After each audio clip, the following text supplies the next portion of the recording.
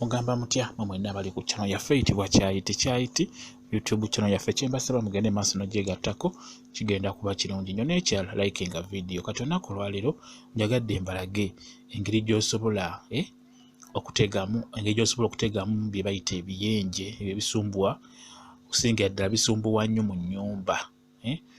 Njagadde nkulage engeri gy'oyinza obbitegamu, engeri gy'oyinza obbikwasaamu naddala nga biri mu nnyumba yo nga bikusumbuwa. Sookera ddala funa akantu kalinga koolabye tukayita akabaketi. Funa akabaketi ako nga bw'okalabye oba bw'omala okukafuna bulungi nnyo njagala ofune essupu w'ennyama. Ssupu w'ennyama akola bulungi nnyo, aba n'akawoowo akasika ebiyenje byonna gye biri naddala nga biri mu nnyumba. Njagala ofune akabaketi nga kokoolabaako, ofune n'essupu w'ennyama olabaako. Njagala ofune bulungi akantu ako nga bw'okalaba. Wamala okukafuna ddira ssupu oyo ow'ennyama. Njagala omusige, tugenda kumusiiga mu kabaketi ako munda. Okitegedde nga bw'olaba.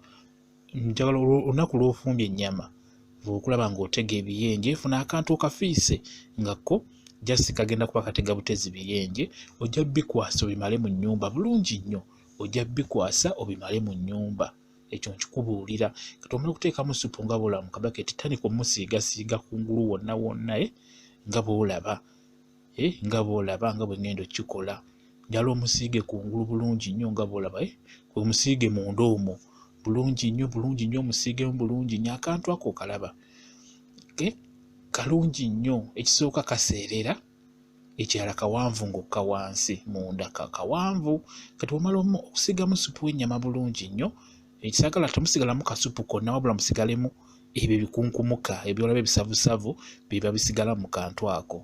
Kati bw'omala funayo akantu oba kati oba kabaawo okasiigeko kagenda tuyamba, kagenda kukola nga amadaala kwe binaayambukira ebiyenje bisobole okugwa muli. Okitegedde? Kati funa akantu konna k'ofunye nako kasiigeko nako ssupu w'ennyama bulungi nnyo. Ogenda kukakola bw'otyo nga bw'olaba nga bw'engezaako kikulaga tugenda okukakola. Agenda kukola ng'eddaala ebiyenje kwe birina okwambukira nga bigenda munda muli bye twagala obbikwatira. Mujja kujjukira nti ebiyenje bitambula okusinga mu nzikiza. Ndowooza ekyo mukimanyi bulungi nnyo.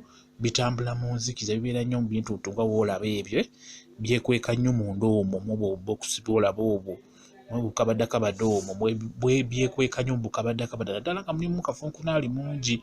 Kati katege bulungi nnyo nga bw'olaba. Ndowooza okiraba bulungi nnyo. Ateekako akadaala ako bigenda kuba bitambulira okwo nga byambuka nga bijja muno. Olwakawoowo akanaaba kavaayo kuba jjukira kugambye nti ennyama eyo ewunya nnyo ate ebiyenje byo biseka nnyo akawoowo. Okitegedde? Olina kukateeka okwo kwennyini kw'olaba okwenkulaga okasseeko bulungi nnyo bw'otyo nga bw'olaba. Kati bigenda kuba ojja kuwulira akawoowo nga bijja kuba biwulira akawoowo nga kasusse wakana nga byambukira kuli nga bijja bigwa muno nga byambukira kuli nga bijja bigwa muno bulungi. Kati bw'omala okuteekako eddaala lyaffe nga bw'olabye bikkako naye tokabikka konna lekawo bwe binaayitira bigwe muli munda. Okitegedde? Kuba bijja kusuubira nti munda omwo mulimu ekyokulya era bijja kuba bigwamu nnyo, bijja kwettaniramu nnyo. Okitegedde? Ebyo nkugambye ddaala bigenda kuba biyitira okwo weebityo olaba nga biva eyo waggulu bidda nga biva wansi bidda waggulu nga bigwa muli. Bwe kityo bwe kiri. Ebiyenje bitambula nnyo kiro mu nzikiza, byagala nnyo enzikiza era obudde bwe buziba n'oggyako amataala kisukka. Kale ndowooza obiraba biibyo just ekiro kimu biibyo bye nakwasizza. Biibyo obiraba byaguddemu ne biremererwa okuvaamu olw'ensonga nti akantu ako kaseerera. Kati bwe bigwa munda biba tebisobola kuddamu kuvaamu. Obiro ojja bisangamu bulungi nnyo obudde obw'okumakya. Okitegedde? Ndowooza obiraba byalidde olusavusavu ne bikoowa ne byebaka n'okwebaka olw'ensonga nti akantu ako kaseerera tesobola kwambuka kuvaamu. Omwo okitegedde kasakubako olusavusavu kabeera kaseerera tebisobola kwambuka biveemu bifulumemu bibeera awo weebityo. Akajja onaaba obikoze bulungi ogenda kuyambibwa bulungi nnyo. Ogenda kukwasa ebiyenje byonna ebiri mu nnyumba buli ku makya ng'otta nga bw'osuula mu nsiko bw'otta bw'osuula oba olina enkoko nga zirya. Okitegedde? Ndowooza obiraba no bifulumizza ebweru mu kitangaala. Ndowooza obiraba. biyayana kuvamu naye tebisobola kuva mu lwensonga kaseerera. Just kibadde kiro kimu kyokka, ekiro kimu nakwasizza ebiyenje 2, 1, 2, 3, 4, 5, 6, biri ebiyenje 6 binakwasizza. Okitegedde? Ndowooza obirabye. Ate byandibadde bikyeyongera okugendamu naye akagogo kaali ke nataddeko akali ke tuyise eddaala kaagudde wansi naye banga tebikyasobola kweyongeramu. Okitegedde?